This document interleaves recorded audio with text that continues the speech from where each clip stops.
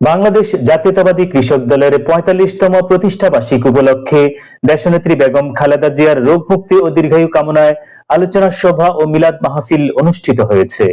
বৃহস্পতিবার ১১ ডিসেম্বর বিকাল ৪টায় কান্দিরবাল বিএনপির দলীয় কার্যালয়ে এই আলোচনা সভা ও দোয়া মাহফিল অনুষ্ঠিত হয়েছে। উক্ত অনুষ্ঠানে প্রধান অতিথি হিসেবে উপস্থিত ছিলেন সাবেক সংসদ সদস্য ও বিএনপি চেয়ারপারসনের উপদেষ্টা কাউন্সিল সদস্য হাজী আমিনুর রশিদ ইয়াসিন। বিশেষ অতিথি হিসেবে উপস্থিত ছিলেন কুমিল্লা মহানগর কৃষক দলের আহ্বায়ক কে এম শাহিনুর হোসাইন।